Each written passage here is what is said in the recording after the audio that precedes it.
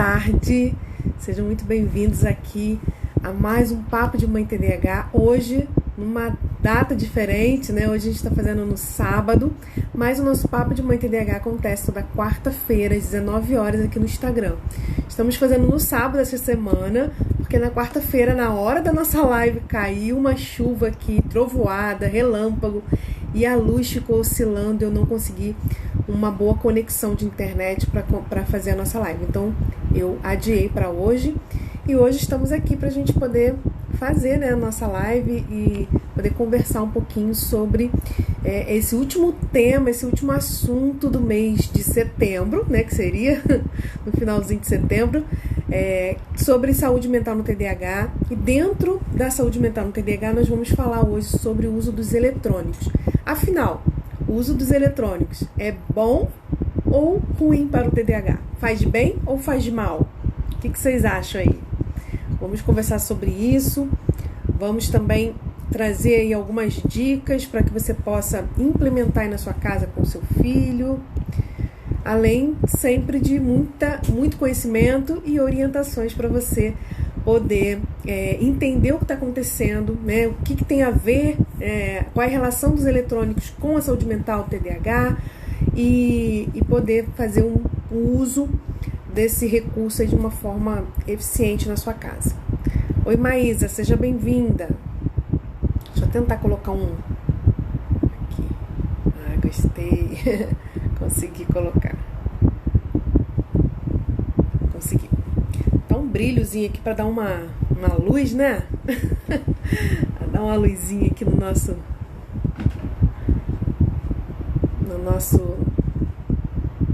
tela. Fica mais iluminado o nosso dia. Estamos aqui para mais um Papo de Mãe TDAH. Estou preparando as temáticas do mês de outubro. Confesso que ainda não fechei, porque eu estava pensando uma série de lives e aí recebi algumas sugestões, recebi alguns pedidos especiais. Eu estou reorganizando essa série de lives, mas nós estamos entrando agora no mês de outubro, que é o mês das crianças, né? Temos o Dia das Crianças, temos o Dia do Professor. Então, é um mês que tem duas datas muito importantes e que tem tudo a ver uma com a outra. Criança e professor tem tudo a ver. Então, eu estou tentando pensar temas que interliguem essas duas vertentes, né? Tanto que aborde aí o Dia das Crianças, mas também que aborde o Dia do Professor, para que a gente possa aprender bastante nesse mês de outubro.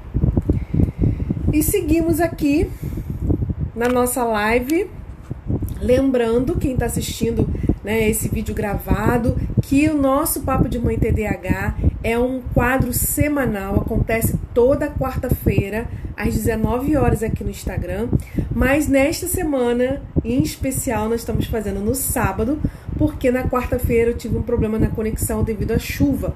Então a gente está aqui repondo, né, para a gente não perder esse tema tão importante. E você que está assistindo no YouTube depois essa live gravada, não esqueça de curtir aqui, né, o vídeo e se inscrever no canal, porque aí você vai receber as notificações dos próximos vídeos aqui do YouTube, ok? Então vamos seguir. Maísa, como é que tá aí a questão dos eletrônicos na sua casa? Eletrônicos aí é um problema ou não? Conta pra mim. Muitas mães me falam, né, que eletrônico está virando um problema, tá muito difícil tirar a criança, né, da frente das telas. E quando a gente fala eletrônicos, quando a gente fala de telas, né, a gente não tá falando só de celular, de tablet, de computador, a gente também está falando de televisão. Então, todas as mídias, né, todos os eletrônicos que têm telas entram aí nesse grupinho, tá? Porque às vezes a gente tira o celular, a gente tira o tablet, regula o uso do computador, mas a gente não faz a mesma coisa com a TV. A TV fica de uso liberado e também é um eletrônico, também é uma tela e tem o mesmo efeito do celular, do tablet e do computador, tá? Vamos ver aqui. Ok. Então vamos lá, pessoal, vamos começar. Primeira coisa, para a gente iniciar essa conversa, eu separei 3 perguntinhas. Ó, meu filho é quase um robô. Aqui é PS4, PC Game, TikTok, vídeos do Toutone na TV. É isso aí. Engraçado, né? Porque é tão difícil tirar isso. Por quê? Porque ou eles estão no celular. Aí você tira o celular, eles vão pro computador. Aí você tira o computador, eles vão pro videogame, vão pra TV. Então, assim, eles ficam migrando de aparelho e fica complicado pra gente conseguir gerenciar tudo isso, né? Porque é uma oferta de eletrônicos que, por exemplo, na minha época de criança não tinha, né? Então, na minha época de criança, a gente tinha ali uma TV em casa, no máximo 2, quando muito, né? Mas geralmente era uma TV que era comum para todo mundo. E a gente tinha ali, né, um pouco mais ali na minha pré-adolescência, para início de adolescência, tinha o Atari, que antigamente era o Atari, né? Que era um videogame, mas era uma coisa que era limitado, não era essa fartura que se tem hoje, né? Ó, a Maísa colocou, mas com limite de tempo, diversifico entre os tipos. Tá, mas como eu falei, Maísa, você tá na TV, no videogame, né? Ou no tablet ou no celular, você tá diversificando os estímulos, ok, legal. Mas é o mesmo acesso a telas, né? E é o mesmo mecanismo tem em todos os aparelhos, né? Isso aí. Vamos falar sobre isso no final. A Maísa tá até colocando aqui, né? Como ela tenta fazer em casa, ela e o marido, né? E é um pouco do que a gente vai falar, né? Tentar criar esses momentos offline, né? A gente vive muito no online. Eu ontem estava postando aqui nas minhas redes sociais, né? Eu passei o dia inteiro na frente do computador, trabalhando, né?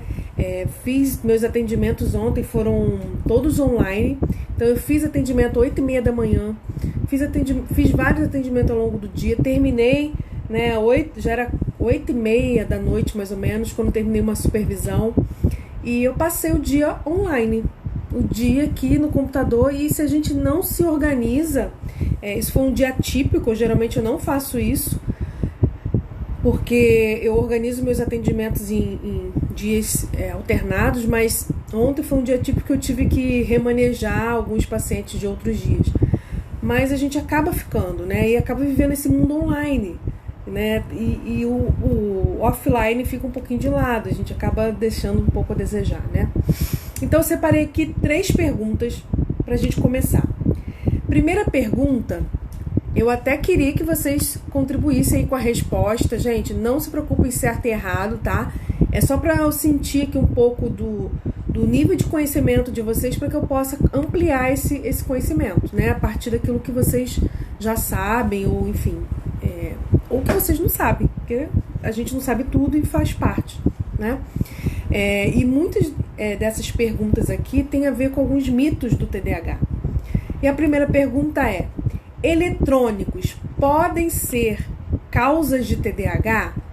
Eletrônicos podem causar o TDAH? Excesso de celular, excesso de tablet, excesso de eletrônicos pode ser uma das causas do TDAH? O que vocês acham? Vamos ver se vocês respondem aqui para mim, me ajuda a construir esse pensamento.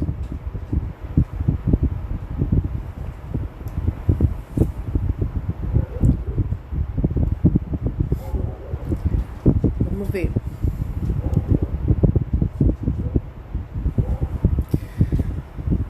Muitas pessoas, né?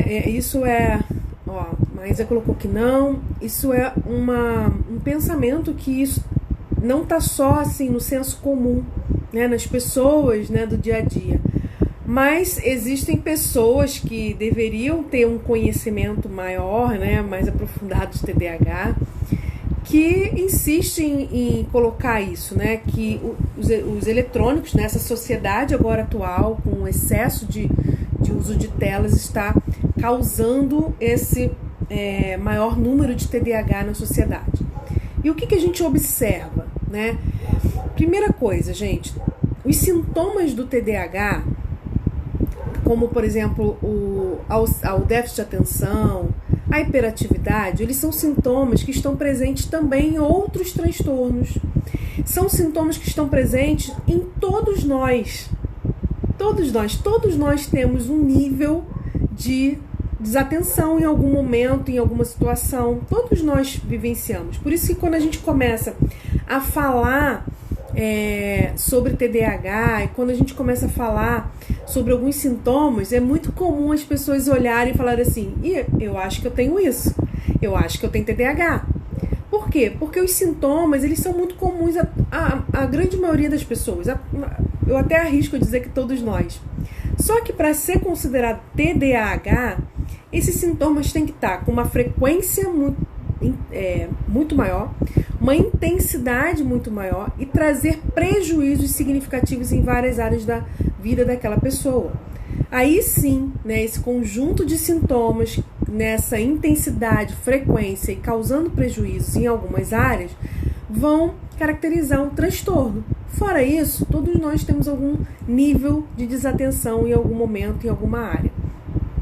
E aí é claro que os eletrônicos, e vocês vão entender um pouquinho daqui a pouco, quando eu for explicar esse mecanismo no cérebro, claro que os eletrônicos eles podem estar prejudicando as crianças, porque há um excesso do uso, né? Há um excesso do uso de eletrônicos, não é nem o eletrônico em si, mas o excesso desse uso, o uso indiscriminado dos eletrônicos, pode estar gerando níveis de desatenção, pode estar gerando níveis de intolerância à frustração, sim.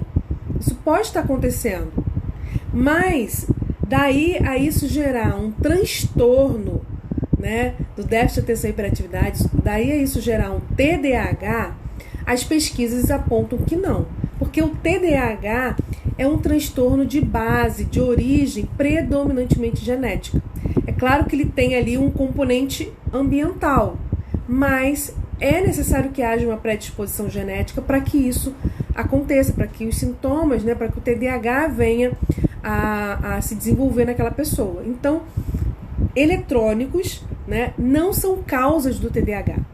Mas, e aí eu já entro na segunda pergunta, né, já que os eletrônicos não são causas do TDAH, eles prejudicam o TDAH ou não? A Maísa colocou: tem a impressão que meu filho já saiu da barriga com sintomas de TDAH, hiperativo impulsivo. Tem crianças que nem saem da barriga, na própria barriga, quando a gente começa a conversar com as mães, né? As mães relatam que a gravidez foi uma gravidez onde a criança se mexia muito. A criança parecia que era hiperativa dentro da barriga. Olha o nível, né, que pode acontecer essa hiperatividade. Isso pode acontecer sim. Mas a gente vai identificar isso de uma forma retroativa, né? Hoje, com a criança já um pouco maior, a gente começa a fazer essa retrospectiva e aí percebe os sintomas lá atrás. Mas o fato da criança ser agitada na barriga, essas coisas, não, a gente não tem como identificar se ela tem TDAH ou não ali naquele momento, né? Então, vamos lá. Segunda pergunta é se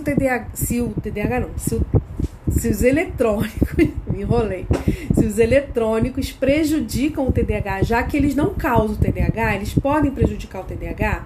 E aí a resposta é sim, né? Como eu falei, o TDAH ele tem origem predominantemente genética, então há uma predisposição genética para a pessoa desenvolver o TDAH, mas o ambiente, os estímulos ambientais, eles podem intensificar os sintomas ou eles podem minimizar esses sintomas.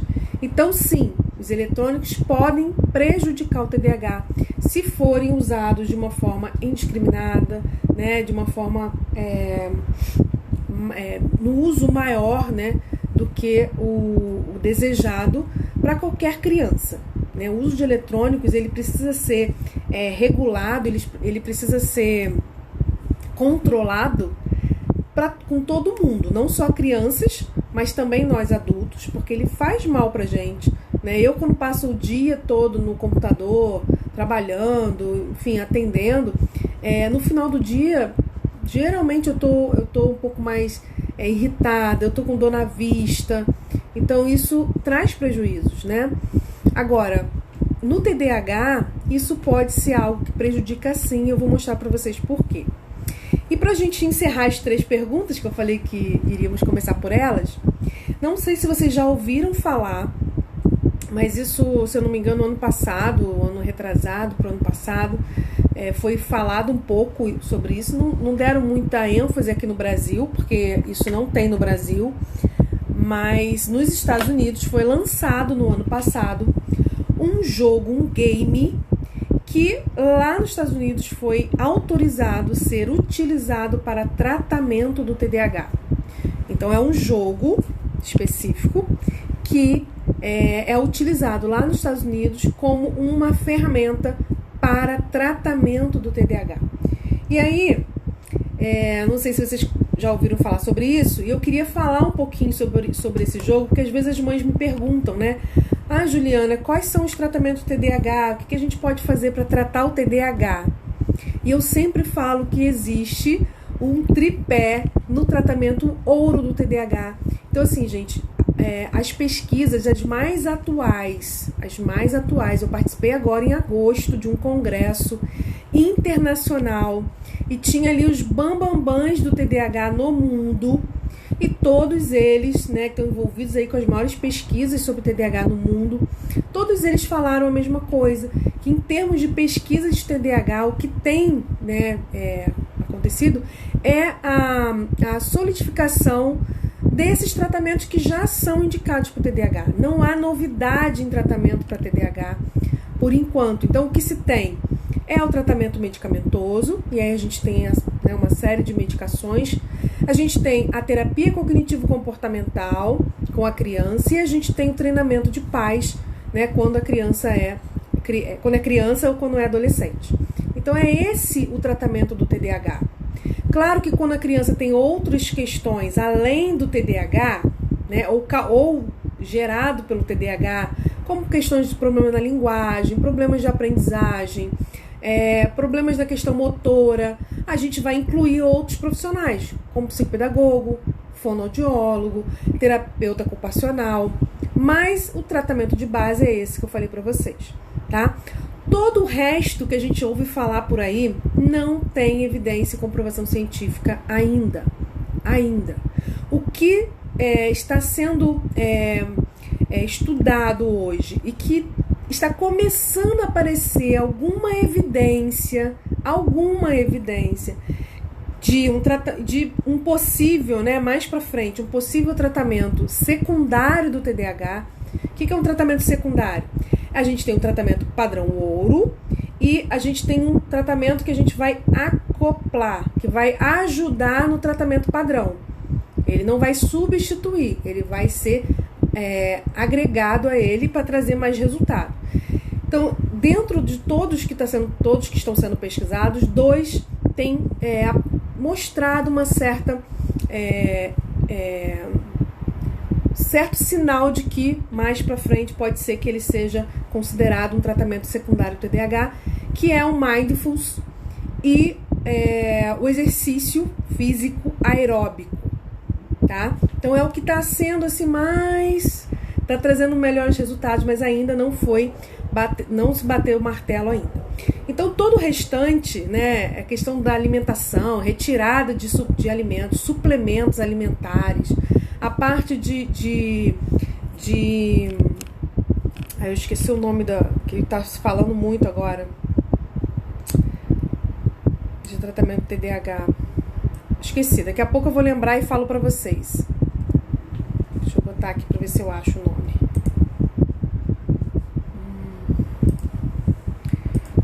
Quero achar aqui para não deixar.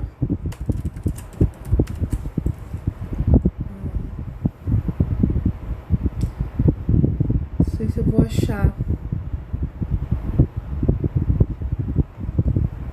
Enfim, daqui a pouco eu lembro e falo para vocês também de algo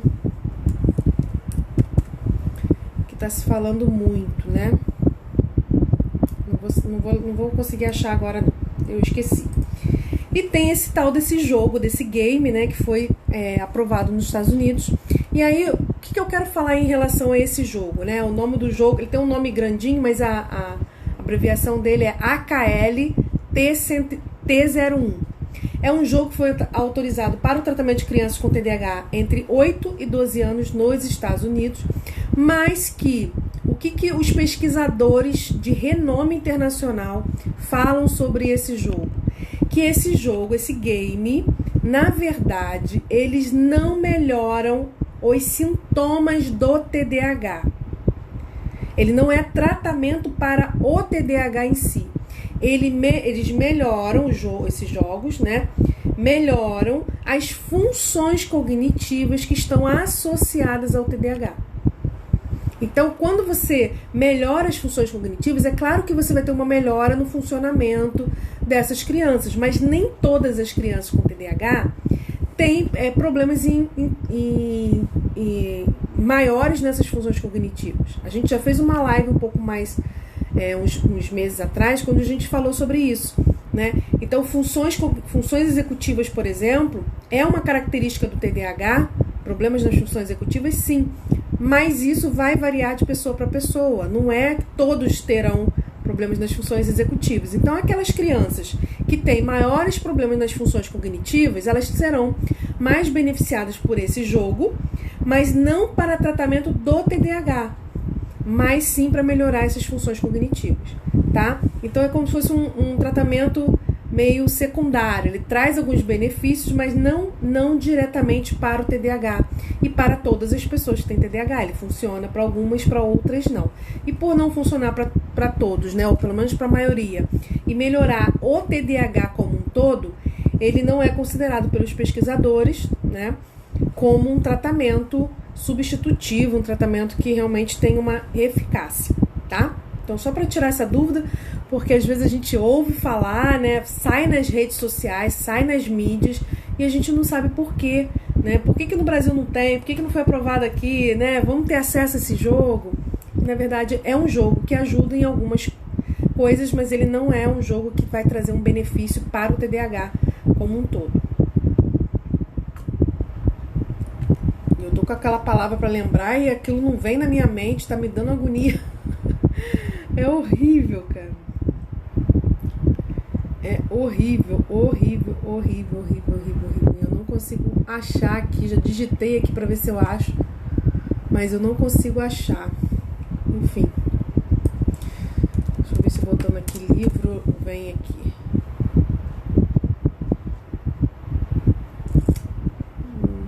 Não acho. Parece brincadeira, né? Quando a gente quer uma coisa. Quando a gente quer, a gente não acha. Enfim, esquece isso e vamos voltar para cá. Então, vamos voltar aqui para a questão dos eletrônicos. E a primeira coisa que eu vou orientar vocês a fazer em relação ao uso dos eletrônicos é fazer duas perguntas para vocês mesmas, vocês mães, né, profissionais, que estão aqui também, orientar as famílias a fazerem isso, mas você mãe, pai de TDAH, existem duas perguntas que a gente faz, que é como se fosse um diagnóstico, e você vai e anota isso. Então pega um caderninho depois e anota essas perguntas, responde essas perguntas para você começar a fazer um diagnóstico de como está a situação na sua casa.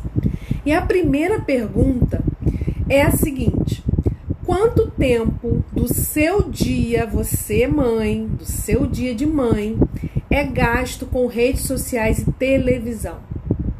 Ou com eletrônicos, né, de um modo geral. Quanto tempo do seu dia de mãe é gasto com redes sociais, televisão, eletrônicos? E aí você vai anotar ali mais ou menos quanto tempo. E aí vem a segunda pergunta: quanto tempo seu filho passa na televisão, no tablet, no celular, enfim, quanto tempo seu filho passa no uso de eletrônicos por dia? Mas sempre faça a pergunta primeiro colocando você como eixo principal. Então, quanto tempo você passa, para depois você fazer a análise de quanto tempo seu filho passa. E vocês vão entender no final, que é a dica de ouro, do como a gente pode conseguir organizar isso e mudar isso, né? Então anotem isso, isso é um diagnóstico para possíveis e prováveis mudanças que vocês queiram implementar na casa de vocês. Agora vamos entender por que os eletrônicos podem prejudicar as crianças com TDAH. E não só as crianças com TDAH, mas principalmente crianças com TDAH. E eu falo o uso de eletrônicos, uso indiscriminado, uso excessivo, ok? Não é o uso assim, ficou um pouquinho no celular, vai fazer mal, não é isso. Mas o uso indiscriminado e excessivo. Por que que isso pode prejudicar o TDAH? Eu vou dar uma justificativa que tem a ver com o funcionamento do cérebro do TDAH. Primeira coisa, quem me acompanha aqui sempre, ouve eu explicar que o cérebro do TDAH é como se fosse um tanque de combustível, né? Então eu sempre uso essa metáfora do tanque de combustível para explicar como funciona esse cérebro. E aí, o que acontece? Quando a gente tem um carro com um tanque de combustível que não consegue, vamos pensar que esse tanque está com defeito, né? Oi, Ana Paula, seja bem-vinda, Maria José, sejam muito bem-vindas aqui à nossa live. Quando a gente tem um tanque de combustível no nosso carro, eu vou falar, Simone, só um pouquinho que eu já vou falar quanto tempo seria considerado excessivo, tá? Eu vou dar uma tabelinha para vocês da Sociedade Brasileira de Pediatria, tá bom? Então, quando a gente tem um carro com um tanque de combustível, vamos pensar que o tanque tem um defeito, né?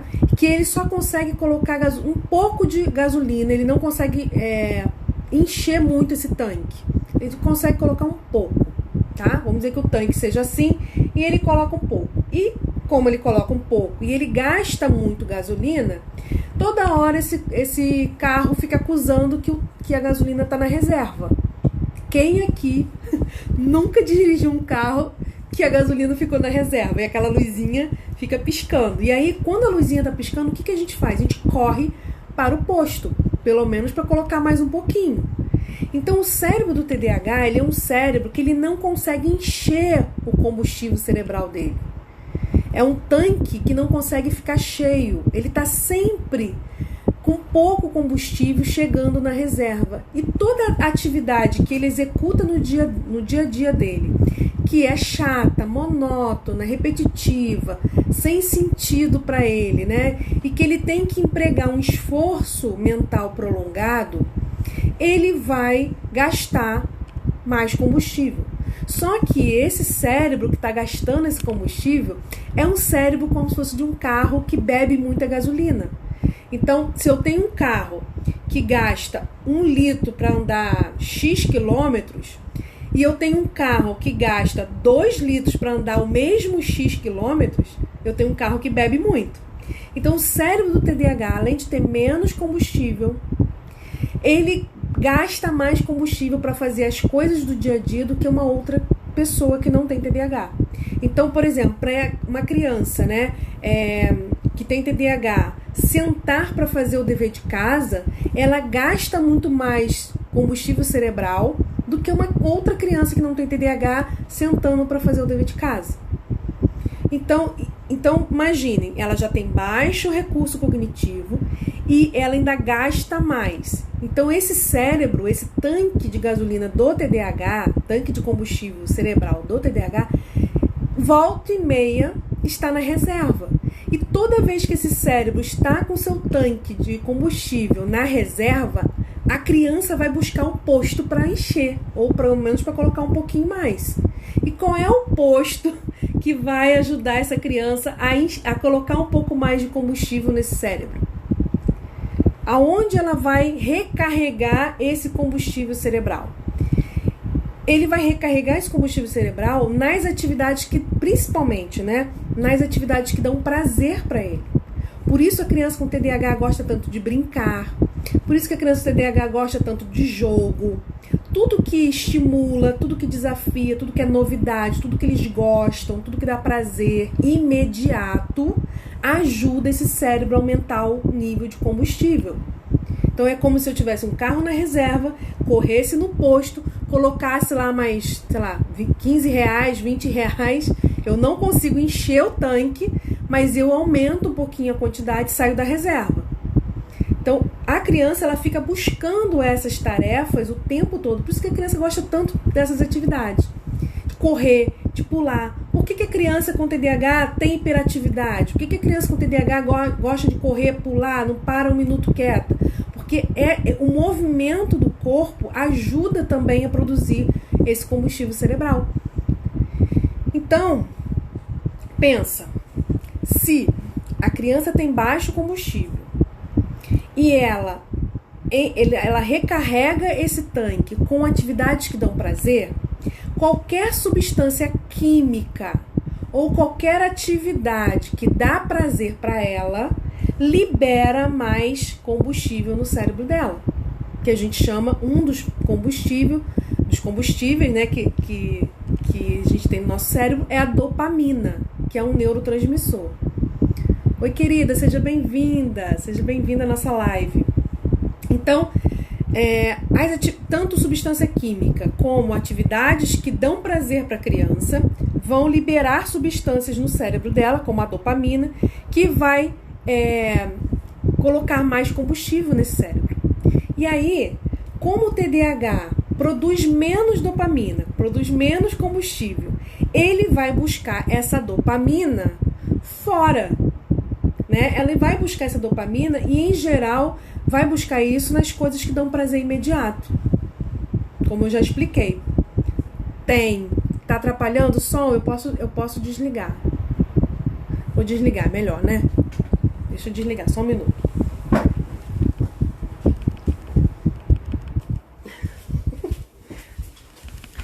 É porque eu tô num ambiente aqui. Ah, tá. Tá, já vou falar, só um minutinho. Tá fazendo uns ruídos. Melhorou agora? Melhorou, né? Desliguei. Desculpa, gente. Mas quando for assim, tiver atrapalhando, o som não tiver legal, vocês podem me falar que a gente organiza o ambiente aqui, tá? Aqui não aparece pra mim como se estivesse ruim, mas... Isso, mas é muito importante explicar, não só para os professores, para os pais, porque os pais... Obrigada. Porque os pais, eles não... E os professores não sabem. A gente, de modo geral, não entende como funciona. Por isso que a gente não consegue compreender o comportamento. E a gente quer, na marra, brigando com a criança, que ela consiga interromper aquele comportamento, mas ela sozinha não consegue. Entende? Então a gente tem que criar no ambiente uma estrutura que facilite isso. Eu já vou falar sobre o TDAH do tipo desatento, tá bom? Só não vou falar agora pra gente não perder aqui a linha de raciocínio, tá? Qualquer coisa, se eu esquecer, você me lembra daqui a pouco, tá bom? Tá, vamos lá. Então, vamos lá, gente. Então, a criança com TDAH, ela vai buscar esse combustível nas atividades que dão prazer. E aí, por isso, gente, as pessoas que têm TDAH têm mais predisposição a se envolver com vícios. Não só vícios de drogas, que é um índice altíssimo de pessoas com TDAH, principalmente adolescentes e adultos, com TDAH que não tiveram tratamento ou tiveram um tratamento inadequado na infância, né? Se envolver com drogas. Por quê? Porque é uma substância química que dá prazer, um prazer imediato, que vai passar daqui a pouco, mas na hora esse prazer das drogas ajuda a repor esse combustível cerebral, ajuda a regular o funcionamento desse cérebro, né? E aí, não só de vícios com drogas, mas também de vícios com eletrônicos. Então, nós temos hoje comum nos consultórios chegar crianças, adolescentes, viciados em eletrônicos, viciado mesmo, como se estivesse viciado em uma droga. Então, assim, passa o mesmo processo de vício em eletrônico é o mesmo processo de vício em droga. Droga que eu tô falando ilícita, tá? É o mesmo processo. E para você retirar isso também é o mesmo processo. Tem crise de abstinência, tem tudo aquilo que a gente conhece aí de um tratamento, né, de vício em drogas. Isso aí. Por que ele se sente calmo? Por que ele consegue se concentrar no jogo e ele não consegue se concentrar na tarefa de casa? Por quê? Porque como aquela atividade é prazerosa para ele, aquilo vai aumentando o recurso cognitivo. E como aumenta o recurso cognitivo, ele consegue regular a atenção dele. Por isso que muitas vezes eles fazem até hiperfoco. Por quê? Porque a atenção, o recurso aumenta e ele consegue se concentrar naquilo. Entende? Por isso que ele se acalma mais, diminui às vezes hiperatividade, ele se acalma e ele consegue concentrar nessas atividades e nas outras não. Então, mas aí é aquilo, gente, às vezes a gente para ter um momento de paz, né? É o único momento que ele fica calmo. Então toma o celular. A gente está alimentando esse problema, ok? Por quê? Pensa comigo. Quanto mais prazer imediato eu tenho, mais o cérebro vai pedir por esse prazer imediato. Vira uma bola de neve. Quanto mais meu tanque de gasolina do carro tá na reserva, mais eu vou ter que parar no posto para encher. E se eu chego lá no posto e coloco só R$10, que hoje R$10 não dá para botar nem 2 litros de gasolina, se eu só boto lá R$10 e o tanque não sai da reserva, daqui a pouco eu tenho que voltar no posto de novo. E daqui a pouco eu tenho que voltar no posto de novo. E eu vou ter que ficar parando nesse posto toda hora. Por quê? Porque toda vez que eu paro ali, eu não encho o tanque, eu não coloco combustível suficiente. Eu simplesmente coloco um pouquinho e daqui a pouco vai precisar novamente, tá? Olha só, tanto Simone quanto... Deixa eu ver aqui qual foi a outra pessoa. Espaço Psicopedagogia. Tanto o TDAH do tipo hiperativo, né, predominantemente hiperativo, ou do misto, né, que é o combinado, ou do tipo desatento, o funcionamento do cérebro é o mesmo, ok? Basicamente isso que eu estou explicando para vocês. O funcionamento do cérebro, ele tem, na verdade, ele tem um disfuncionamento, né, uma disfunção, melhor dizendo, disfuncionamento não existe, uma disfunção muito voltado para essa disfunção na produção de dopamina, outros neurotransmissores também, mas principalmente a dopamina, que é esse recurso cognitivo, né? Esse combustível que faz esse cérebro funcionar, ok? E isso associado a uma imaturidade no desenvolvimento dessa área do cérebro, que é chamado córtex pré-frontal, isso acaba gerando os problemas que a gente conhece. Algumas crianças só vão apresentar o déficit de atenção, outras além do déficit de atenção, que na verdade não é um déficit, não é uma falta de atenção, é uma instabilidade na atenção. Ora ela tá baixa, ora ela tá alta, é uma instabilidade, não é que ela não tem atenção, só que essa atenção está instável, ok? Algumas crianças, além dessa instabilidade de atenção, também têm a hiperatividade, tá?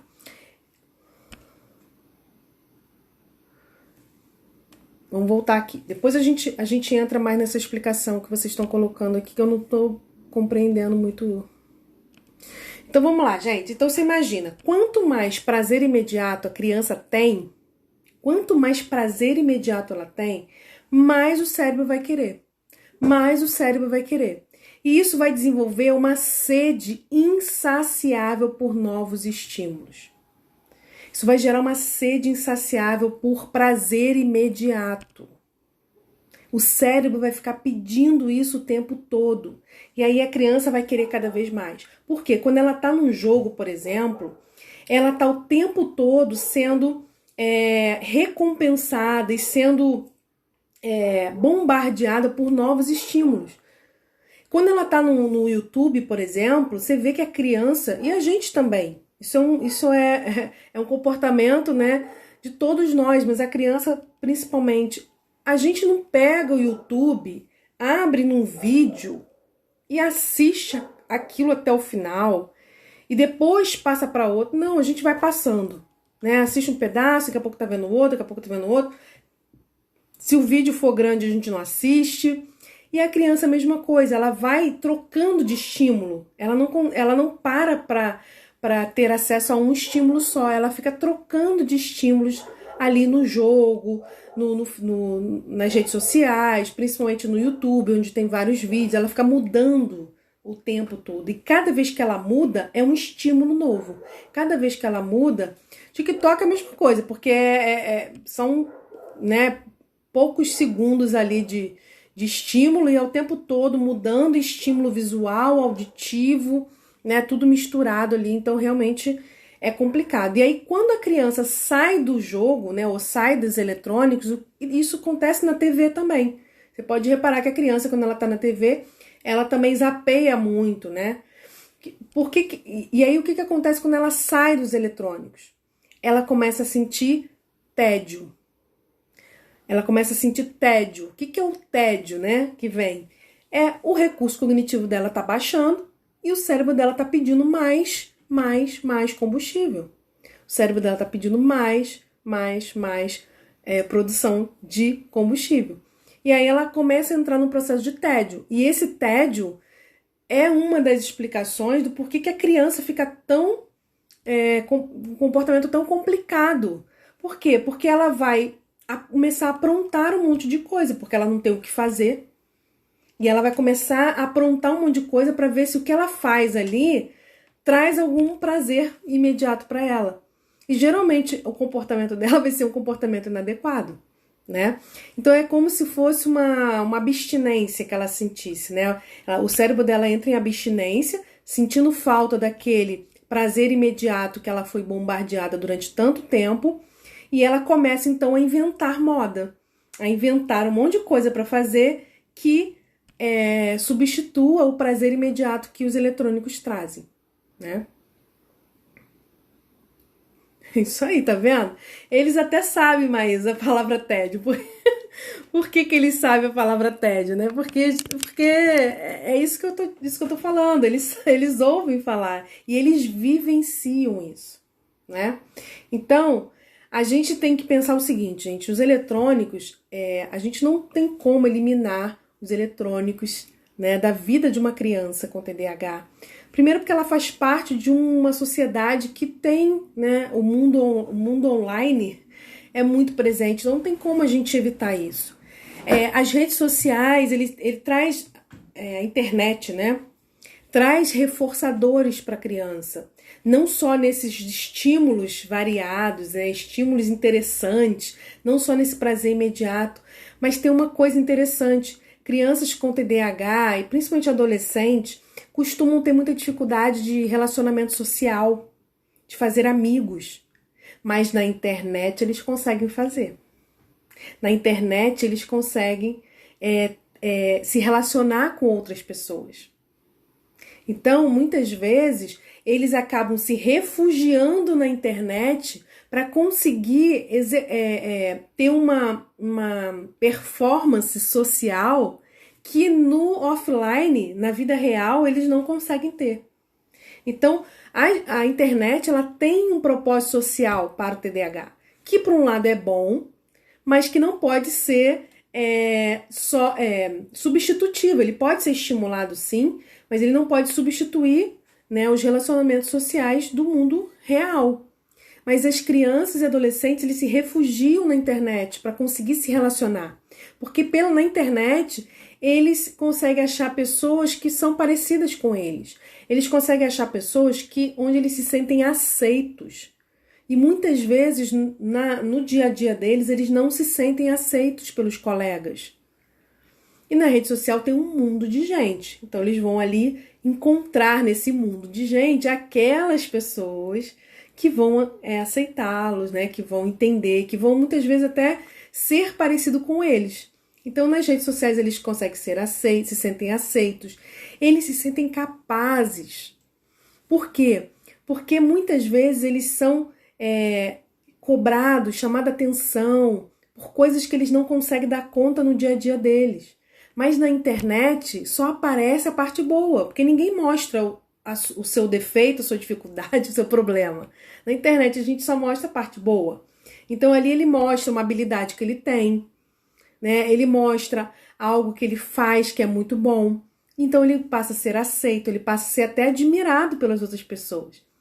Então eu tinha uma paciente com TDAH, ela tinha muita dificuldade de fazer amigos, inclusive foi um dos motivos que eu fui atendê-la.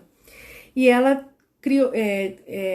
se refugiava na internet e ela tinha alguns amigos virtuais. E uma das coisas que fazia ela ter essa amizade é que ela sabia editar vídeos. Então, as pessoas que conviviam com ela na internet admiravam ela porque ela sabia editar vídeos. E no dia a dia dela, da escola, da vida dela social real, ela não conseguia fazer amigos. Por quê? Porque as pessoas achavam que ela tinha problemas, que ela era chata, que ela não sei o quê. Então, a internet também faz com que eles se refugiem ali por essas questões. Ô, Eliane, então, o uso dos eletrônicos não é que por si só ele vai trazer prejuízos, mas ele precisa ser regulado pelo adulto, supervisionado pelo adulto, porque a criança ou adolescente com TDAH tem dificuldade de lidar com pensamentos de causa e efeito, de causa e consequência, do tipo, o que eu faço aqui tem consequência. E isso nas redes sociais é um perigo. É um perigo. A gente precisa ter muita atenção com isso. Principalmente adolescentes. Os adolescentes se envolvem em muitas situações de risco nas redes sociais, porque eles não têm, não é que eles não têm, eles têm dificuldade de lidar com esse pensamento de causa e consequência. Então eles acham que está fazendo ali que ninguém vai saber. Eles acham que, por exemplo, colocam um nude. Eles não pensam, não conseguem pensar na consequência que esse nude pode trazer para a vida dela e de outras pessoas. Por quê? Porque estão focados no aqui e agora, no imediato, né? E não pensam no depois, nas consequências daquilo. Oi, Eliane, obrigada. Então, para quem perguntou, né, qual seria o tempo ideal, né? Isso é uma discussão muito controversa ainda, né? Acho que não existe o tempo ideal. Principalmente porque se eu falar para vocês, olha, o tempo ideal é 1 hora, mas se essa 1 hora for de consumo de porcaria na internet, essa 1 hora vai ser pior do que se ele ficasse 2 horas de um consumo de qualidade. Então, tem muito a ver, esse tempo, né, tá muito mais ligado com a questão do conteúdo de qualidade do que propriamente com o tempo. Mas a Sociedade Brasileira de Pediatria orienta os limites de tempo de exposição de acordo com cada faixa etária, porque isso pode trazer prejuízos, inclusive físicos, né, na questão da postura, né? Muitos adolescentes com problemas na cervical, porque ficam com esse movimento aqui, né? De olhar para o celular, para o tablet com o pescoço para baixo, então problemas na cervical, problemas de vista, então é uma série de consequências, né? Não só essa questão do cérebro que eu expliquei para vocês, mas uma série de outras consequências. Então, primeira orientação, né, da Sociedade Brasileira de Pediatria. Crianças menores de 2 anos, a Sociedade Brasileira de Pediatria indica que eles não tenham acesso a eletrônicos. 0. Então não é 1 hora, nem 1 minuto, não, é 0. Até 2 anos de idade, a Sociedade Brasileira de Pediatria não recomenda o uso de eletrônicos. De 2 a 5 anos, depois eu vou postar essa tabelinha no meu feed aqui do Instagram. De 2 a 5 anos, até 1 hora. Até uma hora por dia. Já vou te responder, só um minutinho. Até 1 hora por dia, de 2 a 5 anos. De 6 a 10 anos, até 3 horas por dia. Desculpa, gente, vou voltar aqui. Deixa eu mostrar aqui pra vocês, eu acho que vai ficar mais fácil, peraí. Vou virar aqui, tá? Porque eu vou explicando pra vocês, olha. Crianças menores de 2 anos, não deve ser usado. Crianças de 2 a 5 anos, até 1 hora por dia. Crianças entre 6 e 10 anos, até 2 horas por dia. Adolescentes entre 11 e 18 anos, até 3 horas por dia, mas nunca virá à noite. Ok? E todas as faixas etárias, nada de telas durante as refeições e desconectar 1 a 2 horas antes de dormir. Um dos maiores prejuízos do uso de eletrônicos é no sono. É um dos maiores prejuízos. Afeta diretamente o sono. Isso é uma queixa muito grande dos adolescentes, né? Então, quando eu falo aqui que adolescentes de 11 a 18 anos podem ficar até 3 horas, né, com uso de eletrônicos, eu estou incluindo aqui TV, tablet, celular, computador, games, estou incluindo tudo, tá? Não é só celular, não. Todos os eletrônicos. E aí a gente faz aquela pergunta, né? Poxa, as escolas, né, nesse período do online, né, desse atendimento, né, de aula em casa, as crianças ficavam muito mais tempo do que isso na frente de uma TV, né? Eu tinha paciente que ficava de 7h30 da manhã a 12h30 assistindo aula direto na frente de um computador. E o quanto isso é prejudicial, né? E aí depois essa mesma criança vai para a escola assistir a aula presencial e começa a ter vários comportamentos que a escola começa a não saber lidar. Então ele foi bombardeado por várias horas, oi Bianca, várias horas de estímulo, né? Imediato, de prazer imediato ali no cérebro dele, de excesso de eletrônicos, e depois você quer que ele fique 4 horas, 4h30, 5 horas sentado na sala de aula, copiando e fazendo atividade. É meio complicado, né? Vamos lá, ó. Deixa eu responder aqui o SPA Psicopedagogia. Estou com um aluno com suspeita de TDAH. Pelo que eu entendi, você é pedagoga ou é psicopedagoga. Devo encaminhá-lo primeiro para qual especialista? Ele tem 5 anos. Especialista, encaminhe para um neurologista infantil ou um psiquiatra infantil. Tá? O neuropediatra. Um neuropediatra ou um psiquiatra infantil, tá? Encaminhe, porque esse profissional é que vai fazer todo o processo de avaliação para o TDAH. Que você também pode contribuir. Como psicopedagoga, você pode avaliar o processo atencional dele, tudo mais relacionado à aprendizagem. Você pode fazer um relatório e encaminhar ele para o neuropediatra ou um psiquiatra infantil para dar andamento aí na avaliação, tá bom? E aí ele vai fazer o processo de avaliação, possivelmente vai encaminhar para um psicólogo, né? Então, assim, no mínimo, gente, o ideal, não é que seja obrigatório, mas no mínimo, essa avaliação tem que partir, né, de um neurologista ou psiquiatra e um psicólogo, no mínimo, tá bom? Seguimos aqui. Isso aí, Maísa, o período de pandemia foi um retrocesso para quem faz tratamento no TDAH. Muitos pacientes ficaram sem tratamentos. Muitos. Porque não se adaptaram à modalidade online, enfim, por vários motivos, né? Fechou tudo, não tinha atendimento nos centros de saúde, então ficou bem complicado mesmo. Vamos lá, agora eu vou dar 2 dicas aqui.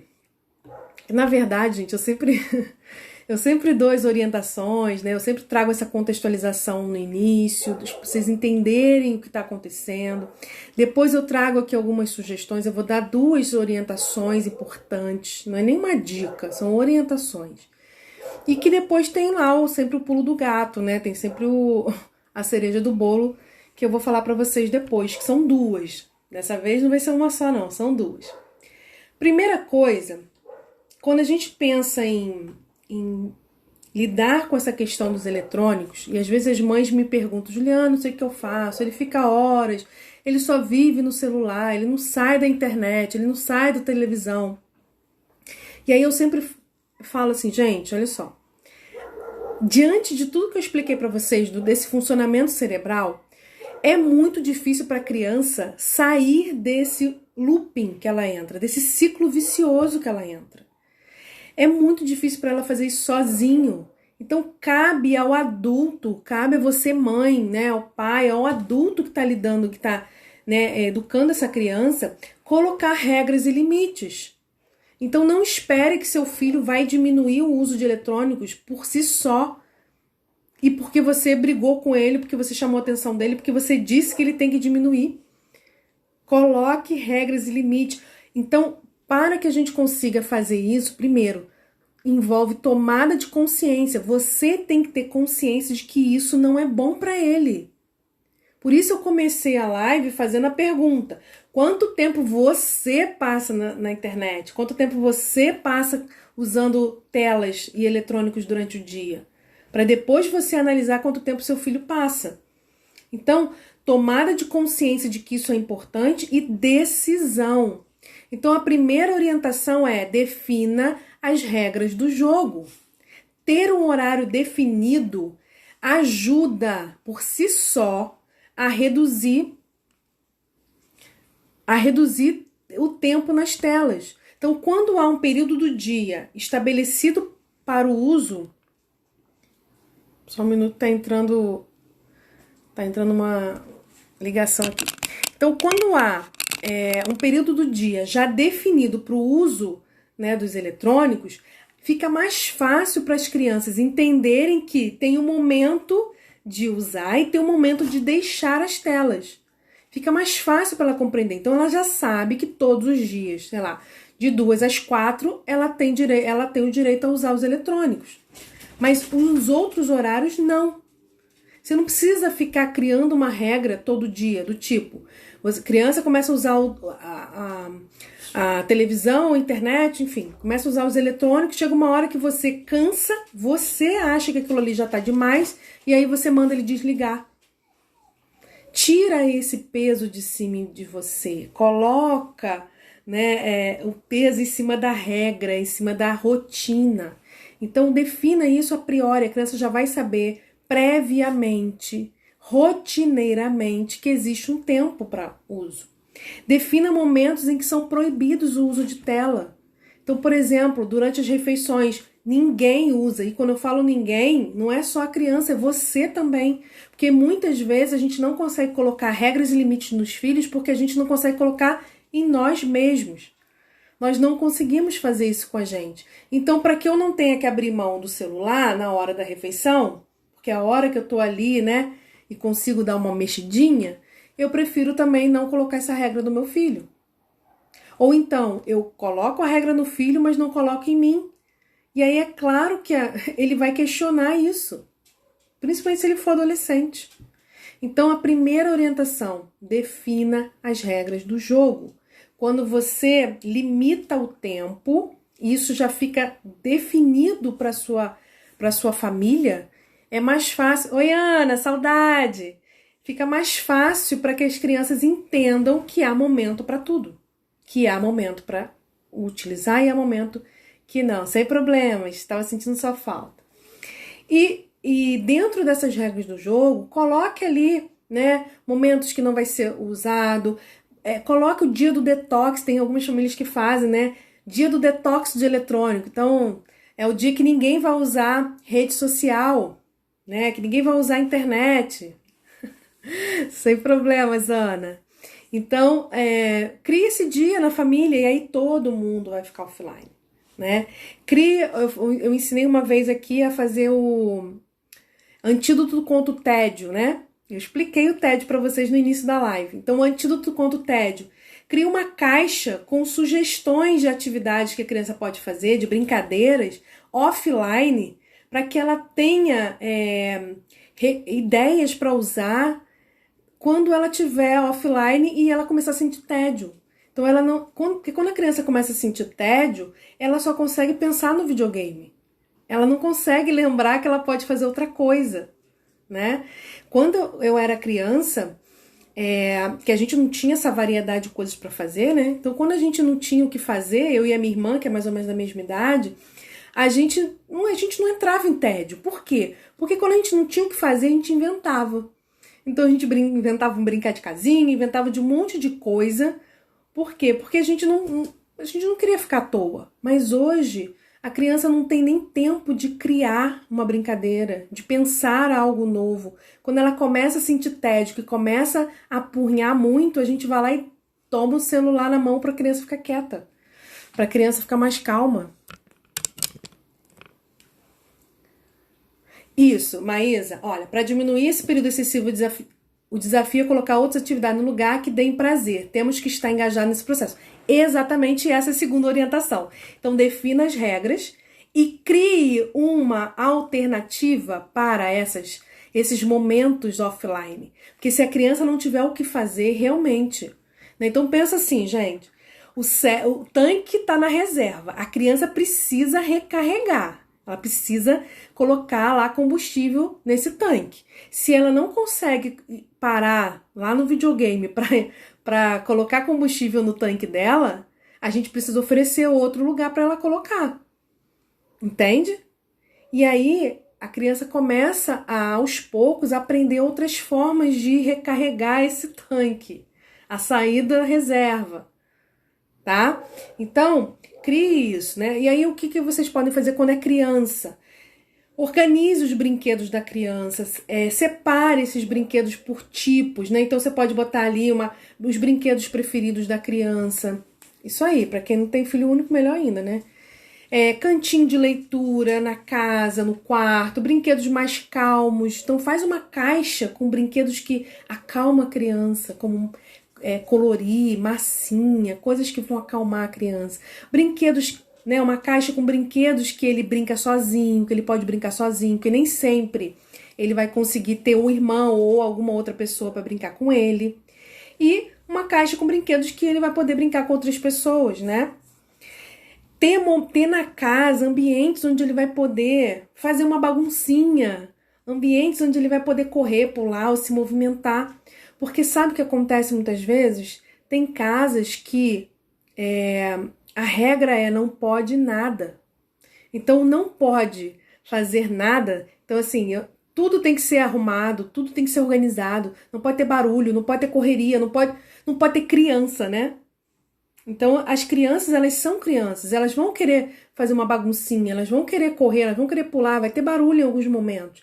Mas vocês podem organizar isso para aquele período ser o período da bagunça, mas que depois eles vão organizar, depois eles vão arrumar.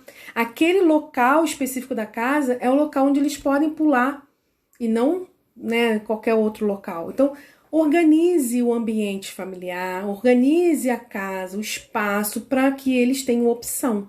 E os brinquedos, os jogos, se você separar isso, categorizar, fica mais fácil para a criança poder ir lá e pegar esse material.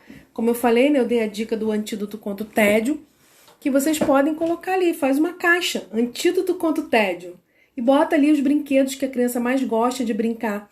Quando ela estiver offline, ela sabe que ela pode ali pegar aquela caixa e utilizar aqueles jogos, né, ou aquelas atividades, porque às vezes não é nem jogos, às vezes é pintura, enfim, coisas que ela gosta, livrinhos para ela ler, que aquilo também vai ajudar a ela não entrar aí nessa crise de abstinência, tá bom? Coisas que vão dar prazer e que vão ajudar essa criança também a recarregar o cérebro, né, o combustível cerebral dela de uma outra forma que não seja só eletrônicos.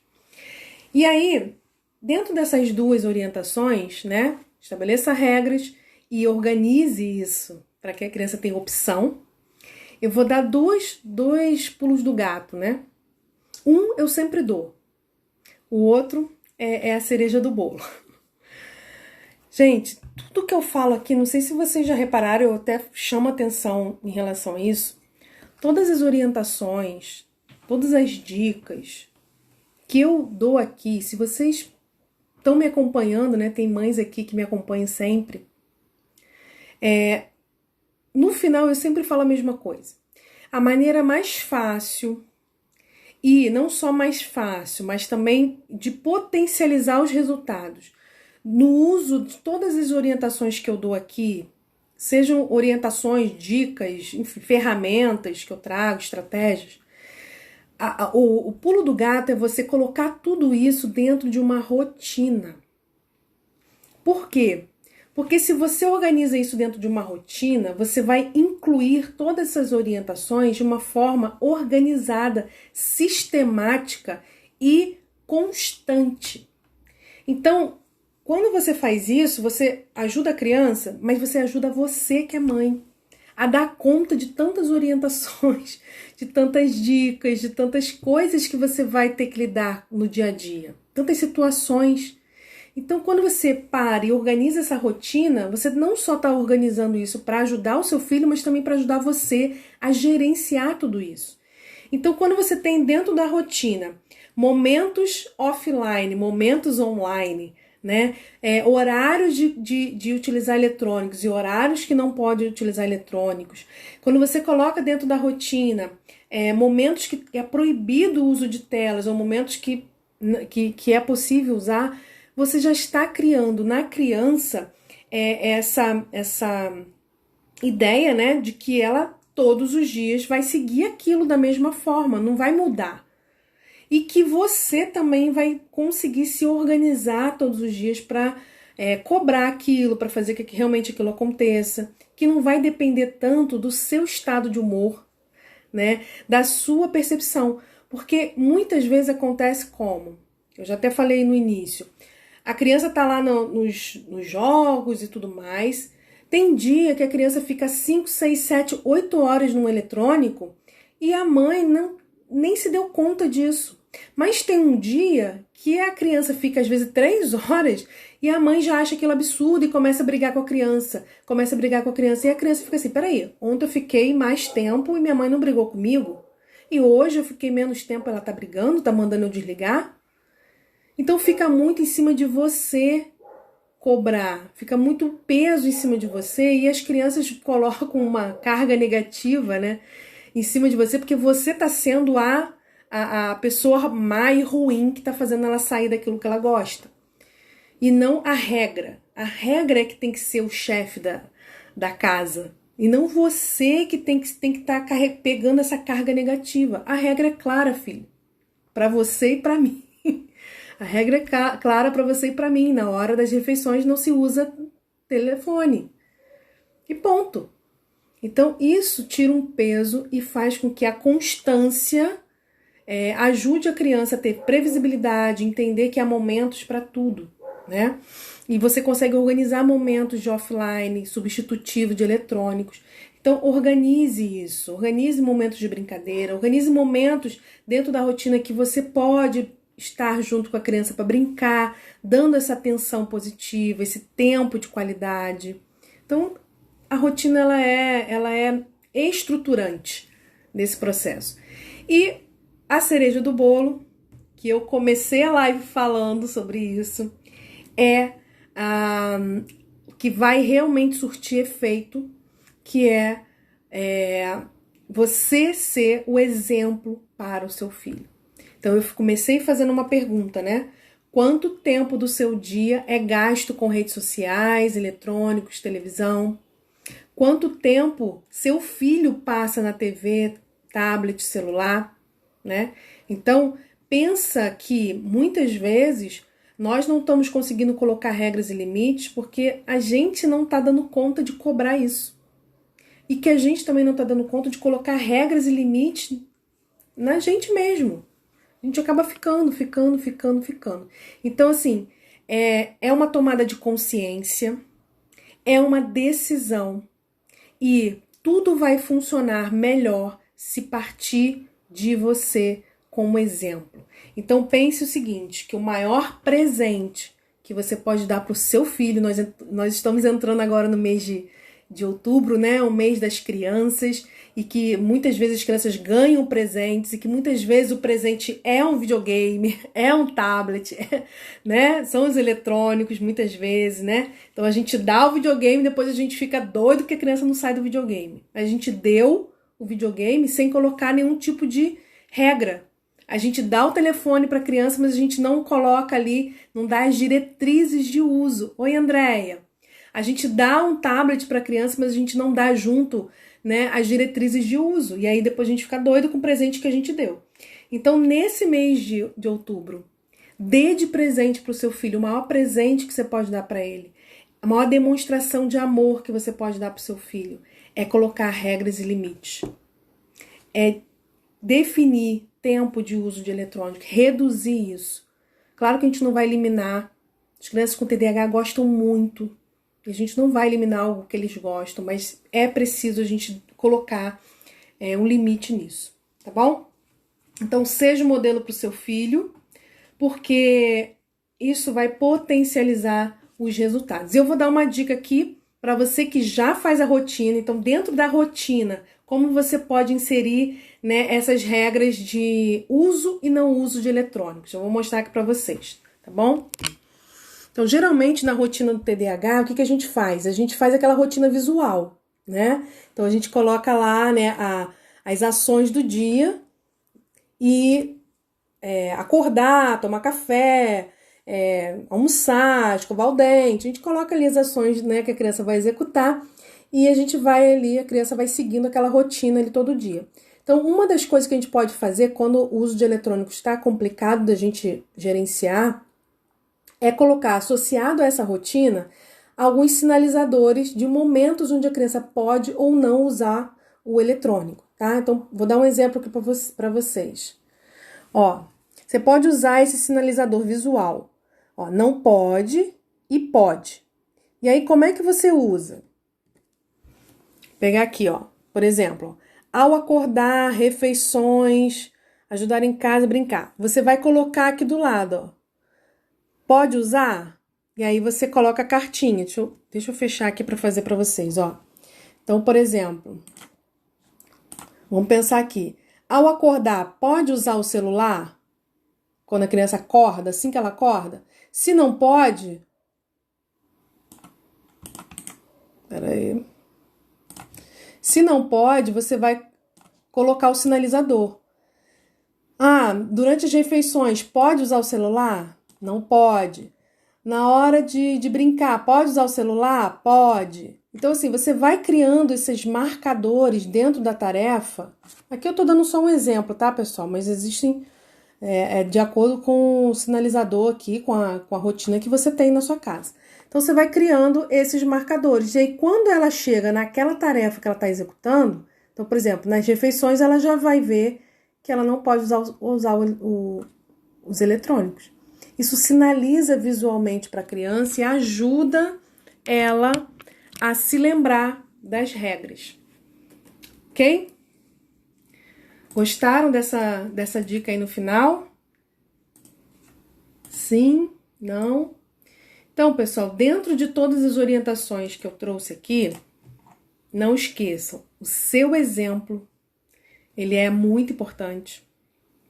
E quando você inclui isso dentro de uma rotina que tem outros elementos, facilita e potencializa os resultados.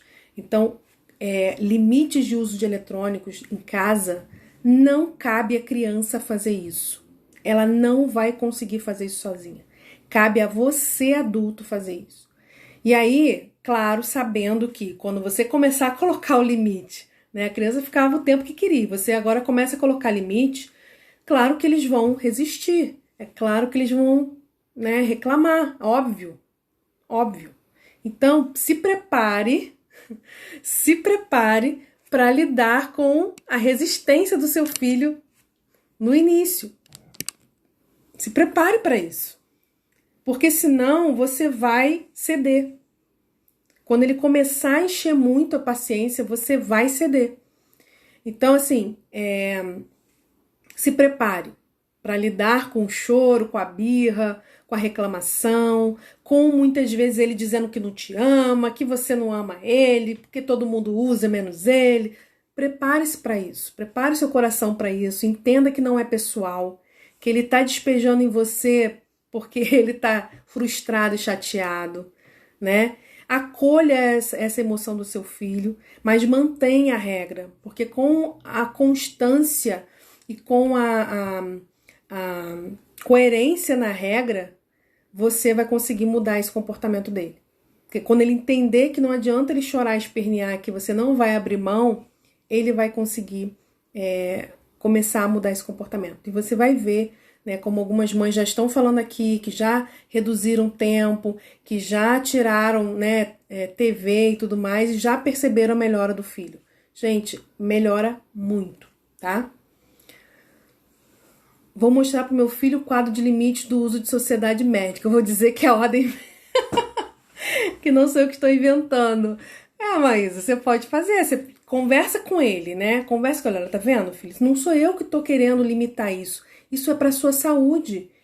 Não é porque eu não te amo que eu estou fazendo isso, é pelo contrário, é porque eu te amo muito. Eu quero Eu quero que você fique bem. Porque, gente, usar o eletrônico não tem uma consequência imediata de problema. A consequência é médio e longo prazo, né? Os prejuízos começam a aparecer depois, não é na hora. Na hora que ele está jogando, na hora que ele está no eletrônico, ele só fica feliz. Ele só tem a consequência positiva.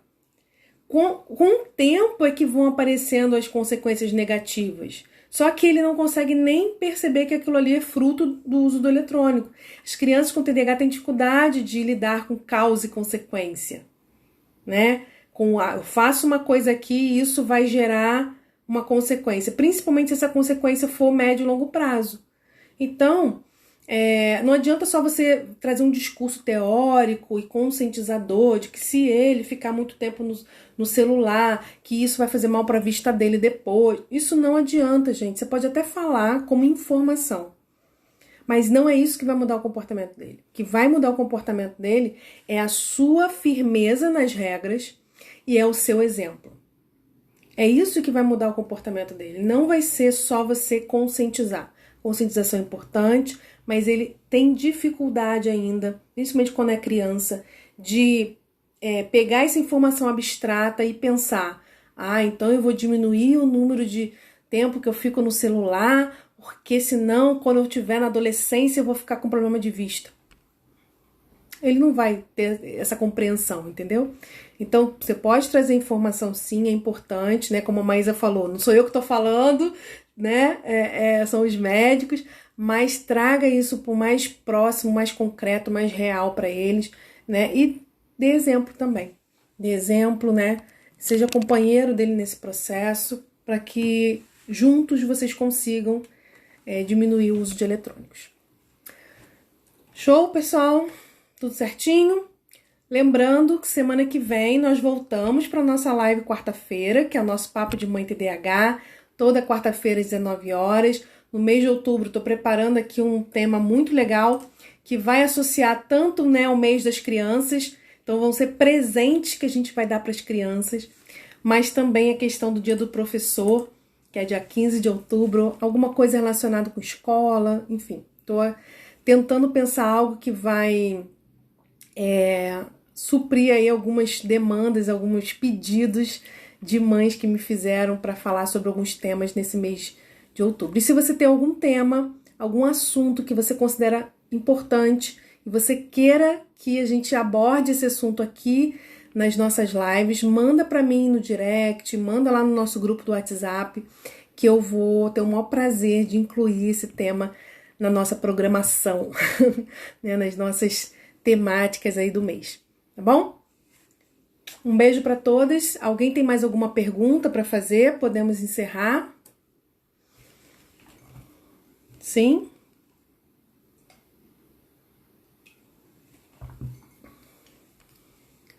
Ok? Então, mais uma vez, um beijo para todas. Tchau, tchau, pessoal. Beijo.